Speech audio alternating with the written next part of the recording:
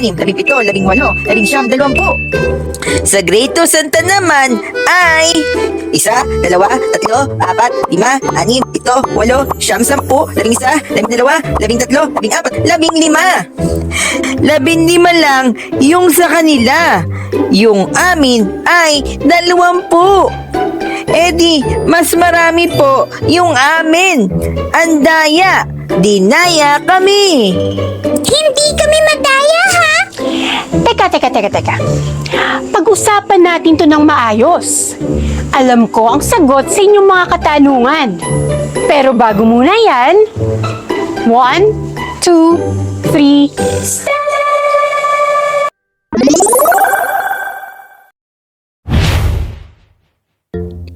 Ang tawag dito ay pictograph. Pictograph? Oo, sabihin nyo nga. Pictograph. Pictograph! Mahusay. Kayo nga mga statis kids, sabihin nyo nga ang ating magic word. Tama. Ano kaya ang baybay ng pictograph? Sabayan nyo si Moymoy at si Liza. P-I-C-T-O-G-R-A-P-H. Pictograph! Mahusay. Cherubi, ano po ang pictograph? Oo nga po, Teacher Ruby! Magandang tanong yan. Ang pictograph ay isang uri ng graph na gumagamit ng simbolo o larawan upang ipakita ang datos o impormasyon. Mas madali ang pagbilang dahil sa pictograph. May 4 na bahagi ang pictograph. Ito ay ang pamagat, kategorya, simbolo, at pananda. Pamagat. Ito ay tumutukoy kung tungkol saan ang pictograph. Sabihin nyo nga, pamagat. Pamagat! Tama. Gawin muna natin halimbawa ang pictograph ng grade 2 Rose. Sige nga, Moy. Ano ang pamagat ng ating pictograph? Bilang ng naibentang buko juice ng Grade 2 Rose sa Coco Festival Fair. Tama, Moy. Ang sumunod na bahagi ay kategorya. Tinatawag din itong label. Ang kategorya ay paksa o grupo ng mga bagay na ipinapakita at ikinukumpara sa pictograph. Sabihin nyo nga, kategorya. Kategorya! Tama. O, ikaw naman, Lisa. Ano ang kategoryang pinapakita sa pictograph na to? Mga araw po. Lunes, Martes, at Miyerkules po. Mahusay! Ang pangatlong bahagi ay simbolo. Ito ay ang larawan na ginagamit upang ipakita ang bilang ng datos o impormasyon sa pictograph. Sabihin nyo nga ulit, simbolo. Simbolo! Tama ulit. O, kayong dalawa. Ano ang simbolong ginamit sa ating pictograph? Mga bote ng buko juice po. Mahusay. At ang huli ay pananda o legend. Ito ay bilang nakatumbas ng isang simbolo. Sabihin nyo nga ulit, pananda. Pananda! Tama. Tanungin naman natin ang ating mga statistics. Ilan ang katumbas ng isang bote sa ating pictograph? Nakuha nyo? Ang isang bote ay may katumbas na 5 buko juice. At dahil alam nyo na ang nilalaman ng ating pictograph, malalaman na natin at mabibilang kung ilang buko juice ang naibenta ng grade 2 Rose. O Moy, ilang bote ang meron sa araw ng Lunes?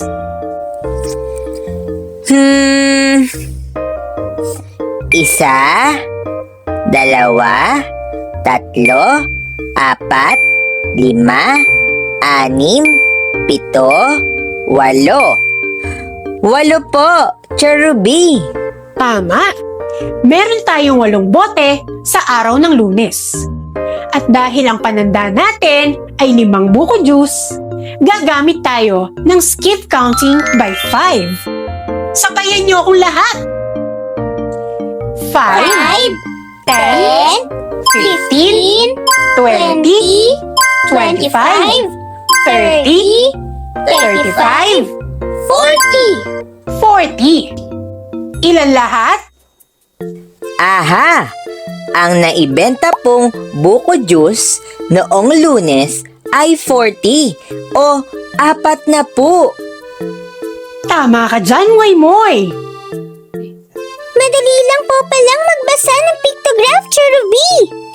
Oo, madali lamang, di ba? May isa pang paraan ng pagbilang sa pictograph. Ito ay ang repeated addition o paulit-ulit na pagdadagdag.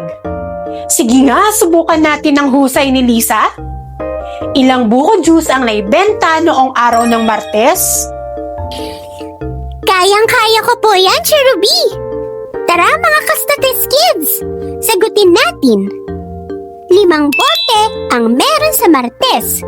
Kaya ito ay 5 plus 5 plus 5 plus 5 plus 5.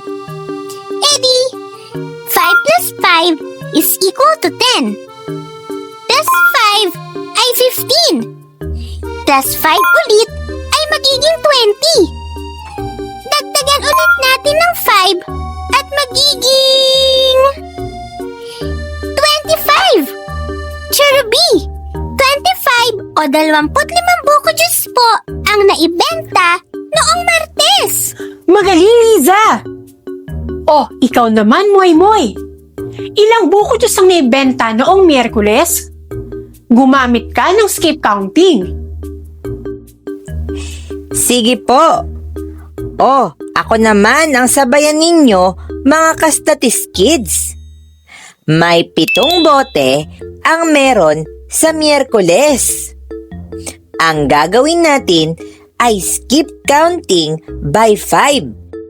Edi 5, 10, 15, 20, 25, 30, at ang sunod ay 35. Cherubi, ang naibenta pong buko juice noong Miyerkules ay 35 o 35 po.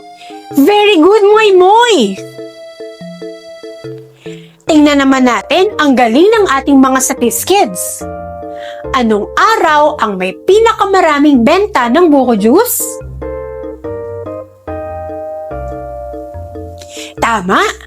Ang sagot ay Lunes na may 40 buko juice. Ano namang araw ang may pinakakakaunti ang benta? Mahusay! Ang sagot ay Martes na may 25 buko juice. Sige nga, Moy Moy at Liza, bilangin nyo nga kung ilan lahat na buko juice ang naibenta ng Grade 2 Rose noong Coco Festival Fair.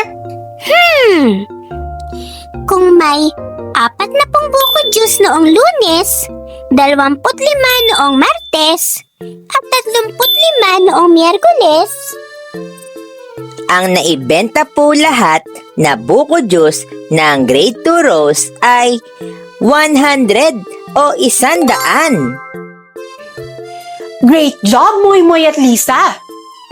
Ayan, nakukuha nyo na kung paano magbasa at umunawa ng pictograph. Balikan naman natin ang pictograph ng Grade 2 Santan. O Liza, ilang buko juice naman ang katumbas ng isang bote sa pictograph na ito? 10 buko juice po! Tama! Ganun lang ulit ang gagawin. O Moy Moy, ilang buko juice nga ang naibenta noong Lunes? May 6 na bote na tigsa 10. E di 10, 20, 30, 40, 50, 60. 60 po. Tama! O Liza, ilan namang buko juice ang naibenta noong Martes? May 4 na bote na tigsa 10. E di 10 plus 10 plus 10 plus 10. 40 o 4 na po. Mahusay! O kayo naman mga Satis Kids, ilan lahat buko juice ang meron noong Miyerkules?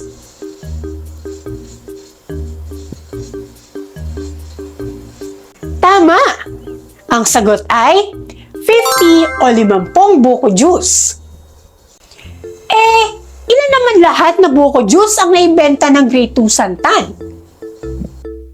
Kung may 6 na pong buko juice noong Lunes, 40 buko juice noong Martes at 50 buko juice noong Miyerkules? Ang sagot po ay 150 o 150 buko juice. Tama na naman! O ayan, masasagot na yung pinagtatalunan nyo kanina. Ang grade 2 Rose ay may 100 buko juice at 150 naman sa grade 2 Santan. Sabi sa'yo, Moy eh. Panalo nga kami. Oo nga, Lisa. Pasensya ka na kanina.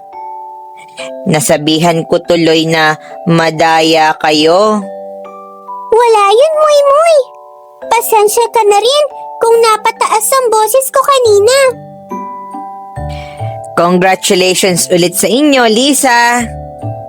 Sa susunod na Coco Festival, mas gagalingan pa namin ang pagtitinda. Aasahan ko yan, Moy. Salamat po, Cherubi.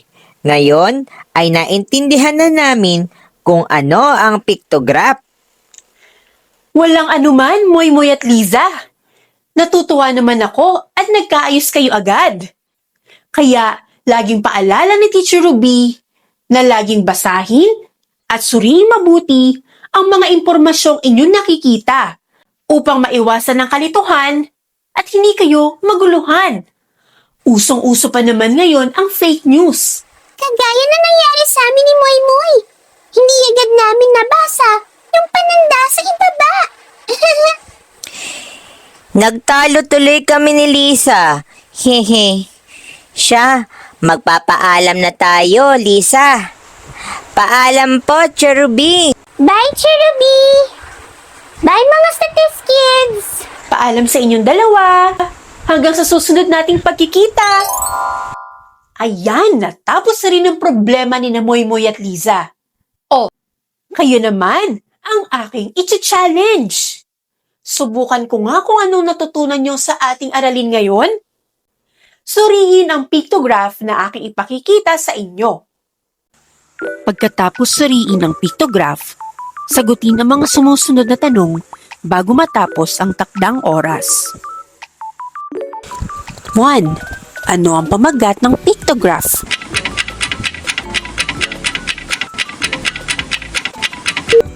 Tama! Paboritong asignatura ng mga mag-aaral sa grade 2. Ilan ang may paborito ng Filipino?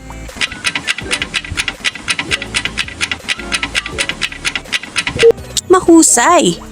Ang sagot ay 12. Number 3. Aling mga asignatura ang may parehong bilang ng boto?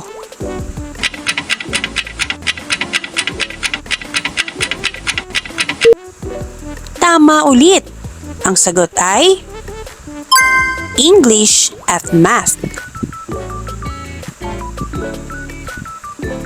Number 4. Ilan ang bumoto sa makabansa?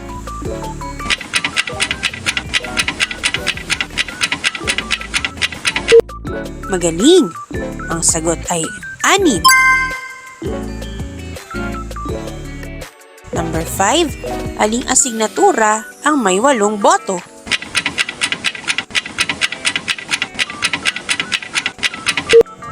Tama! Ang sagot ay GMRC. O mga statis kids, nasiyahan ba kayo sa ating aralin ngayon? Wow naman! May natutunan ba kayo? Mahusay! Hanggang sa susunod na episode muli ng 1, 2, 3, start!